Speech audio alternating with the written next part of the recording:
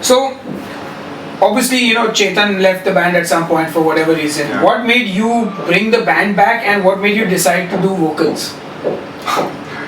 Yeah, so around I think 2011 I quit Infernal, and there were a lot of things musically I wanted, man. So I was clear that I want to release an album. I wanted to release a DVD, tour the country, like play so many shows, man. So around that time I was like, hey, Cosmic is my scene. It's your jam. It's my jam. So me and Amnish, we got together and like form karte hain and all.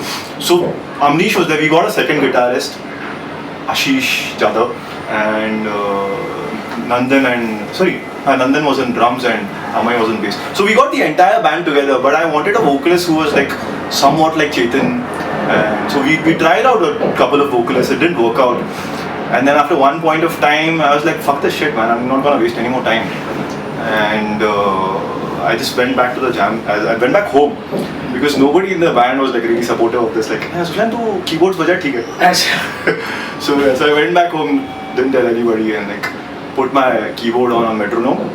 And for 2 months straight, I like practiced like 3 or 4 hours in the day, man. Wow. But like, fuck, it was so painful because I've never stood in front of the mic. And from that point to like trying to do cosmic vocals. Yeah. With the keyboard parts that I play was a challenge. Yeah. So for 2 months straight, I just practiced for 4 hours in the evening because these vocals got to be with the metronome. And then after 2 months, I went back into the jam room and like, "Aaj jam karte chal." Nice. So came back and everybody was like, "Fuck, sounds good. This sounds good." And right now, if you ask me if I like the keyboards more or the vocals more, I'll be like, "theek hai. Let me think about it." Because vocals like it's liberating, man. Black metal vocals, like I just fucking throw. Nice. Good, that's awesome, man. So you were also part of Infernal Wrath for the duration which the band survived. Yeah. So how did you kind of join that band and why did you kind of disband and what's the scene? Yeah, why did I join the band? So around I think 2007 or 8, we were looking for a new drummer. So I called JP up. So like JP बजाएगा क्या? So बजाएगा, but तू सुन ना, तू Cosmic में keyboards बजाएगा क्या? So Cosmic? Infernal में keyboard बजाएगा क्या? So that is how it happened. But like हाँ करते हैं ना. Went to the jam room and Infernal was trying out new sounds. Like they had a completely different direction in mind. So that sounded really interesting. But really difficult because like having like a symphonic background to playing something like that, which you not really like, you haven't really listened to any of that stuff, was difficult initially. But then it clicked, man, and we had like really good shows playing around the country, big shows. Infernal is probably one of the biggest death metal bands in the country. Now nobody remembers, but it's cool. No, everyone remembers, man. Yeah, so it was fun. We played all over the country, and then like I think we released an album. We toured with the album for quite some time, but that duration was a little too long because I think we played for 3 years with that one album, and then everybody got bored, man. And at one point of time we were starting to write new stuff, but everybody had a different direction in terms of music. And yeah, it was pretty much that, like bas ho gaya ye alag ho gaya bahut sara.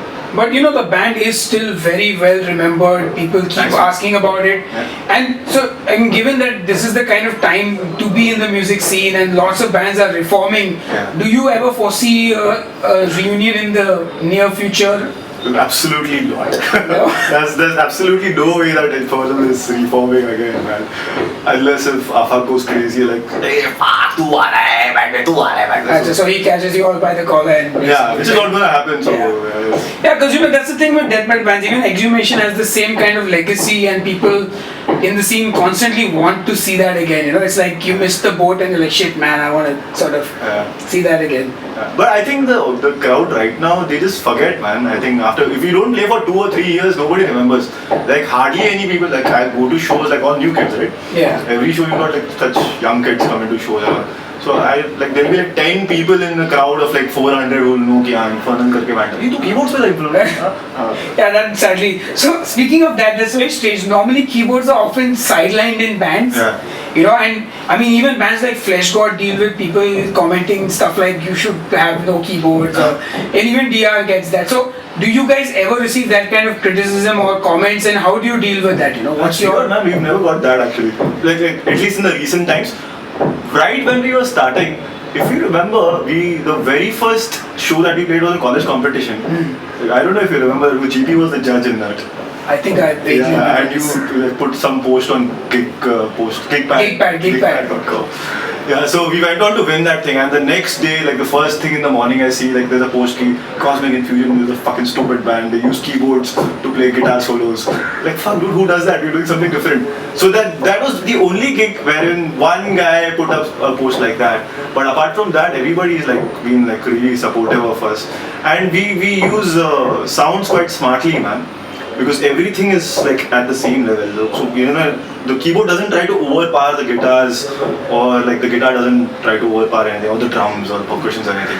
So we've put a lot of thought on the sound. So, and I've got a good machine, man. So all that works out very well. Nice. So we've always been like people have always been supportive, like keyboard say something. Nice, that's awesome. And do you have any advice for young budding keyboard players in the metal scene, like anything that you'd like to say to them? Actually, like for keyboardists, just keep playing, man, and use the direction that you have in your head, and just take it forward. Like don't try to like it's always good to look up to people, but like I don't have any keyboardists that I look up to right now. So just don't try to look up to anybody. You've got enough creativity in yourself, man. Like just do your stuff. And but to other musicians as well, like what we do is we just write music for ourselves, man. We don't try to like have a song which will sound good live and all. Yeah. We just write for ourselves. I need to be happy with my music. So that is what we write music for yourself. Alright, Sushan, so let's go to like 2 fan questions. The first one is from Lance Valmora. He says, who are your musical heroes, and if all the new metal coming out from youngsters, does any of it have the potential to be the future heroes of someone coming up, or has metal hit a wall? Wow. So first of all, my metal heroes. So Isan, without a doubt, like I look up to Isan, man, in terms of writing and his entire direction. Like every album is so different, right? Yeah. And even Isan is a classically oriented guy, he's a Western classical oriented guy.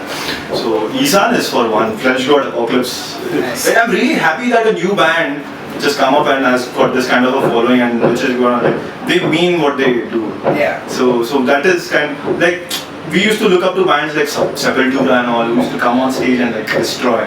So we don't have bands like that. We have bands like Periphery, which I shouldn't make fun of, but yeah. which come on stage. These bands, they come on stage, they play their stuff, but I don't want to like watch an exhibition, man. I want to watch a band which like goes and like kills it on stage. So that.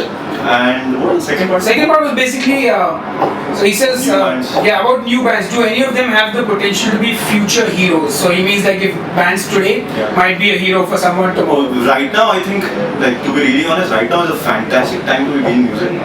Like even in India, I can see like by 2020, I'm not too sure about metal, but being in bands is going to be a very, very, very good thing to do, because you're going to be making an earning being in band. I think that is what I've seen cycles. I think that is what I can predict. So I think it means like a musical idol. Like how you look up to Isan. Yeah. Are you going to be someone that a kid looks up to? Will there be guys, new bands? Are there any new bands? I hope, man. I hope. It's really difficult to predict, but I really hope something like that happens. And you could say, right? With Flesh God, like you look up to Flesh God. So I think that answers your question, buddy. Yeah. And the fact that everybody is like such a good musician right now. Everybody's practicing their asses off. Yeah. So you can just pick your idol and pick your idol. So the second question is from Priyanuj, and he asks, how far are the bands and people playing black metal in India really understanding the aesthetics of the music they make? And do you believe people here generally just don't get the feelings, emotions, atmosphere and isolation associated with black metal? Yeah. So what's your take on this? So I like these 2 bands in India called Heathen Beast and Solar Deity. They're pretty honest with the kind of music that they write. I haven't heard too much of the other bands in the scene, but people have an idea of what black metal is supposed to be, and people will get there, man. Like black metal, it will just draw you towards purity. So eventually everything will come to a point wherein like the music makes sense. But right now I don't know, man. Not too many bands, but yeah, eventually we'll reach there. So things are looking good, man. Good, but still some way to go. Still some way to go, yeah. Alright, so that's all the fan questions we have. So I want to ask you, what is the secret of your long beard? It's so lush it can rival Vinay Venkatesh's beard. Thank you. How long has it taken you to grow it? And It doesn't take too long to grow it this long, but after a point it's a struggle because you just keep losing hair. you lose hair. A lot of hair. What about food in the beard? I always have that problem. Yeah, it's good, man. It works out because the next morning when you're hungry, you can just like Snack on it. snack on it. But this is. Yeah, I don't remember the last time I shaved it off, but yeah, it took me around 6 or 8 months to grow it this long. And that Is there anything symbolic with the beard? It's just I just feel good with the Just beard. feel good. Yeah. don't shave your beard, pussy.